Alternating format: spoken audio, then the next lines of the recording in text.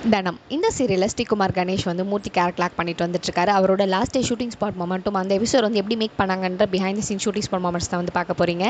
ஸ்ரீகுமார் கணேஷ் இந்த சீரியல் தொடர்ந்து நடிக்க மாட்டார், நமக்கு ஏற்கனவே தெரியும். ப்ரோமோலி பார்த்துருப்பீங்க, அவருக்கு அடிப்பட்டு ஹாஸ்பிட்டலில் வந்து அட்மிட் பண்ணியிருப்பாங்க. ஸோ அதுக்கப்புறம் அவர் வந்து இறந்துற மாதிரி தான் வரப்போகுது. அதோட அவரோட எபிசோடும் வந்து நிறைவடைய போகுது. இது வந்து பார்த்தீங்கன்னா அவங்க வீட்டை விட்டு ஒரு வெளியே ஒரு ஃபங்க்ஷன் கிளம்பும் போது வீட்டில் எல்லார்ட்டையும் தயங்குறாரு.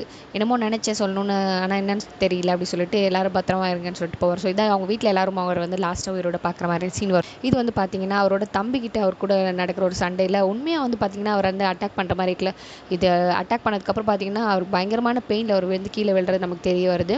ஸ்ரீகுமார் கணேஷ் எத்தனை வருஷமாக ஆக்டிங்கில் வந்து இருக்காரு, அதாவது சீரியல் இண்டஸ்ட்ரியில் இருக்காரு, நம்ம எல்லாருக்குமே தெரியும். அவரோட பெஸ்ட் பர்ஃபார்மன்ஸ் தான் கொடுப்பாரு. இப்போ பார்த்தீங்கன்னா ரியலிஸ்டிக்காக இந்த சீன் எடுத்ததில் பயங்கரமாக அவருக்கு அடிபட்டிருக்கு போல். அந்தளவுக்கு இவர் ஒரு ஹார்ட் ஒர்க்குன்றது நம்ம எல்லாருக்குமே தெரியும். எனக்கு ரொம்ப வருஷமாக வந்து 20 வருஷத்துக்கிட்ட இந்த ஃபீல்டில் இருக்கார். அவரோட ஒவ்வொரு ஆக்டிங் பர்ஃபார்மன்ஸும் அவரோட மேக்கிங் வீடியோவில் வந்து நம்மளால் பார்க்க முடியும். அப்படி தான் வந்து பார்த்திங்கன்னா இது ரியலிஸ்டிக்காக அவங்க அடித்தது அவரோட பயங்கரமாக பெயின் தாங்க முடியாமல் ஒரு கஷ்டப்பட நம்மளால் பார்க்க முடிஞ்சது. இந்த சீரியல் அவர் தொடர்ந்து இருக்க போகிறதுலன்றது நமக்கு வந்து கொஞ்சம் கஷ்டமாக தான் இருக்குது. ஏன்னா அவரோட ஆக்டிங் வந்து அந்த அளவுக்கு ரியலிஸ்டிக்கான பர்ஃபார்மன்ஸ் கொடுப்பாரு.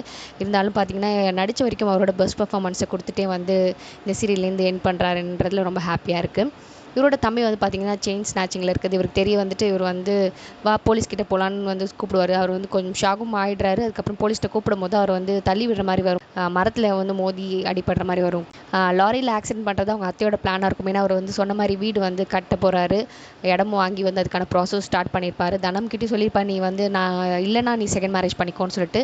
ஸோ இவரோட எபிசோட் இதோட எண்ட் ஆகிறதுல ரொம்பவே கஷ்டமாக தான் இருக்குது. இந்த சீரியல் நீங்கள் பார்த்துட்டு இருக்கீங்களா, இது உங்களுக்கு ரொம்ப பிடிச்சமான சீரியல்ன்றது மறக்காம கமெண்ட் செக்ஷனில் ஷேர் பண்ணிக்கோங்க. இந்த மாதிரி நிறைய சீரியல் மேக்கிங் வீடியோஸ் பார்க்கணும், நம்ம சேனல் சப்ஸ்கிரைப் பண்ணிக்கோங்க. For more exclusive updates and videos please subscribe our channel.